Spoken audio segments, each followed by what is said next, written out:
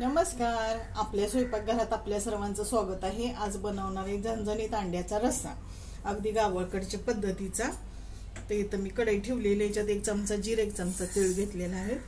भाजून घेते.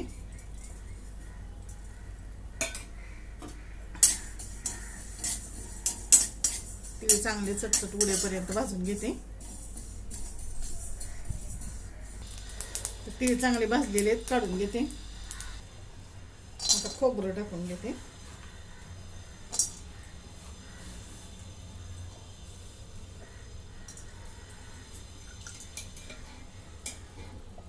थोडंसं तेल टाकून घेते.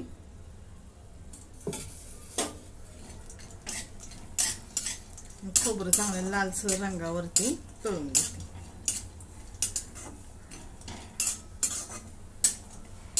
हे अशीच भाजी सेम आमच्या नणंदबाई करतात, त्यांच्यासारखंच आज मी बनवते. कमी मसाले.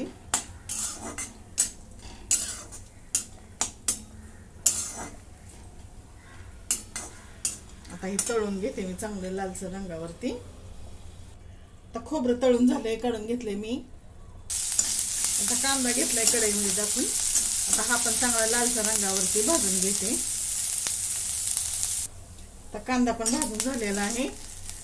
आता हे थंड करून घेते. आता हे सर्व मिक्सरला मी वाटून घेते. चला, इथे मी पातेलं ठेवलंय. आता तेल ओतून घेते.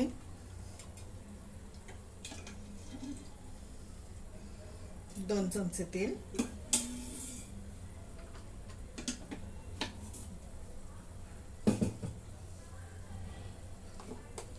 आता याच्यामध्ये हे वाटण टाकून घेते.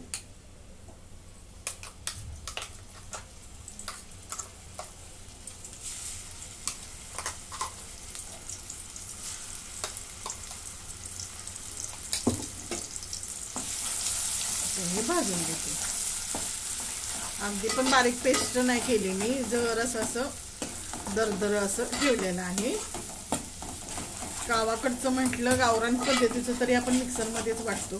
आता इथं काय ऑप्शनच नाहीये दुसरं. पूर्वी सगळं वाटण आम्ही पाट्यावरतीच वाटायचं, पण हल्ली मिक्सर आल्यापासून पाटा विसरल्यासारखा झालाय.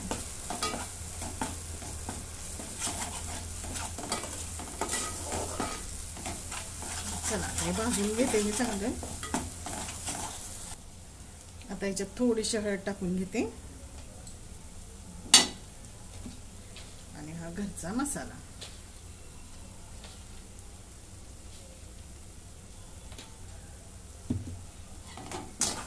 आता हे सगळं मिक्स करून घेते.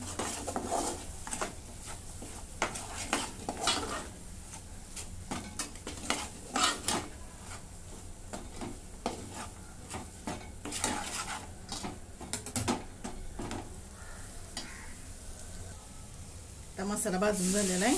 पाणी ओतून घेते.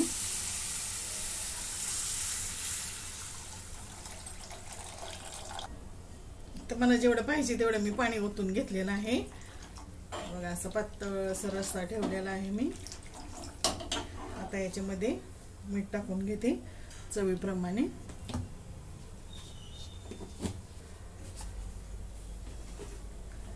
आणि आता रस्सा चांगला मी शिजून देते.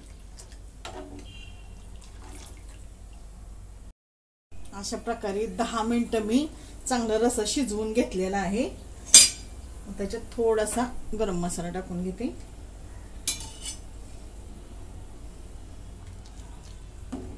मिक्स करून घेते. आता अंडी सोडून घेते.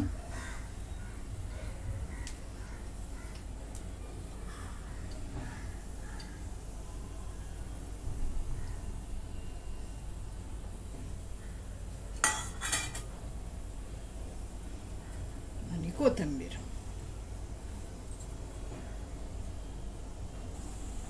पुन्हा एकदा एक उकळी अंडी. बघा, अशा प्रकारे आपला झणझणीत अंड्याचा रस्सा तयार. तुम्हाला जर आवडली तर लाईक करा, शेअर करा, सबस्क्राईब करा. धन्यवाद.